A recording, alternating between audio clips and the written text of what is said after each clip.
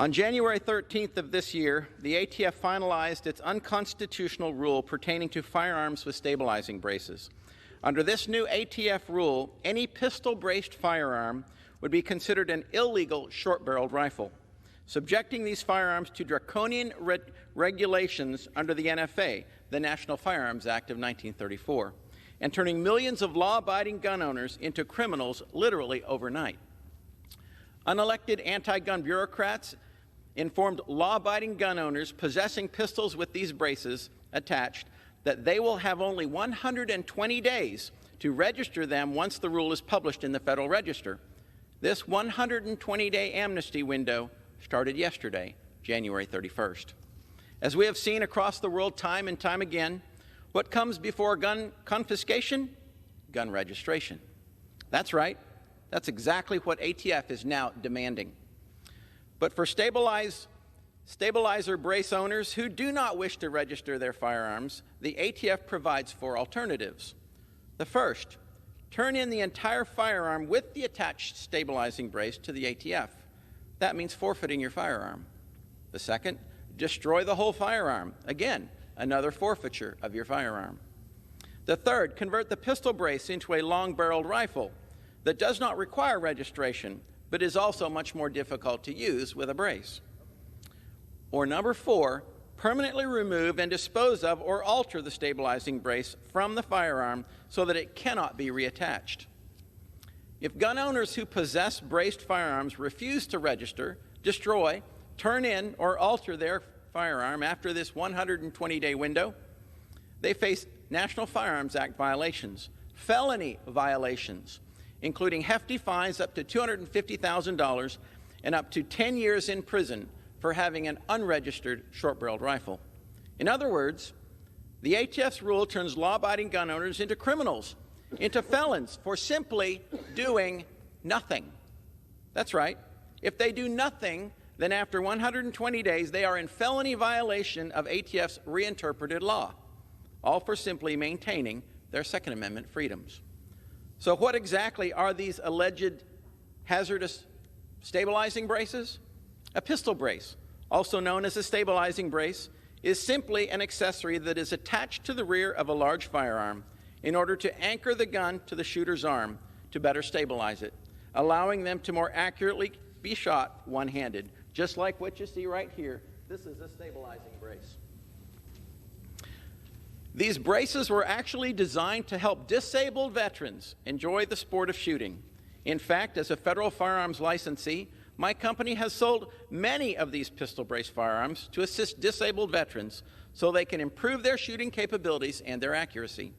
Unfortunately, these beneficial braces have faced uniformed and unwarranted backlash from unelected bureaucrats for years.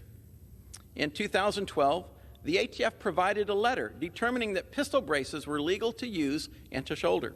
This decision was then reversed 3 years later by the ATF in 2015, in which stabilizing braces became illegal to shoulder, turning braced firearms into unregistered short-barreled rifles. Now, the braces remained legal if held at arm's length, but illegal if brought back to the shoulder. How does that make any sense?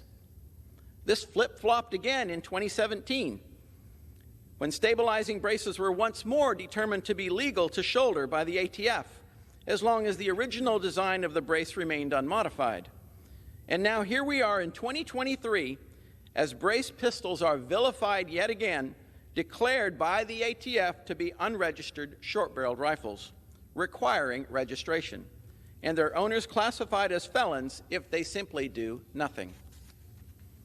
Clearly, as in most cases of unconstitutional gun control, unelected bureaucrats who have little to no knowledge of firearms or respect for the Second Amendment rights are steamrolling ahead with unlawful restrictions, which will impact, estimates say, anywhere from 3 million to up to 40 million firearms across the country.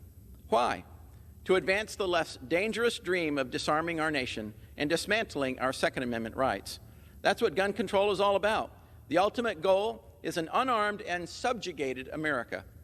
I can assure gun owners across this great nation that I and Second Amendment-loving Republican colleagues will do everything in our power to never allow that to happen.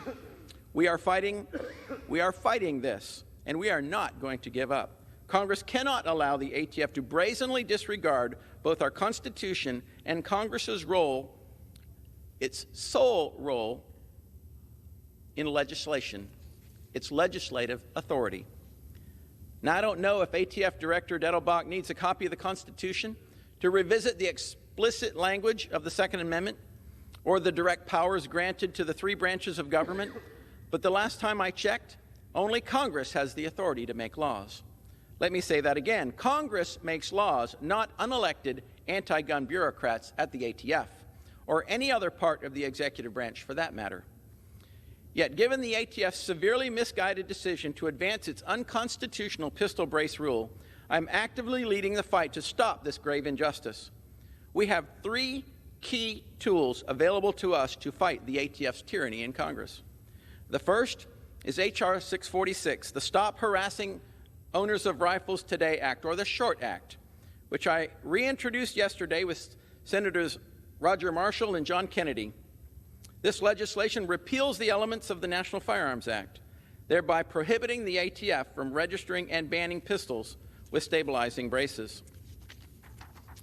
The second element is a joint resolution of disapproval under the Congressional Review Act, which we will introduce in a matter of days to block the ATF's rule from infringing on Americans' Second Amendment rights. Congressman Richard Hudson, our conference NRCC chair, has joined me in co-leading this in the House, while Senators John Kennedy and Roger Marshall will introduce the resolution in the Senate. And the third way that we can fight this here in Congress is through the power of the purse. As we write the ATF's appropriations for fiscal year 2024, we can prevent taxpayer dollars from funding this backdoor gun control through what's called a limitation amendment. As a new member on the Appropriations Committee and the Commerce, Justice, and Science Subcommittee, I look forward to assisting in this effort. With these three initiatives, we can work together to stop the ATF's unconstitutional overreach. You know, it would be better if the ATF simply decided to rescind the pistol brace rule so we would not have to take these permanent measures. But we are fully prepared to do so if they will not rescind it.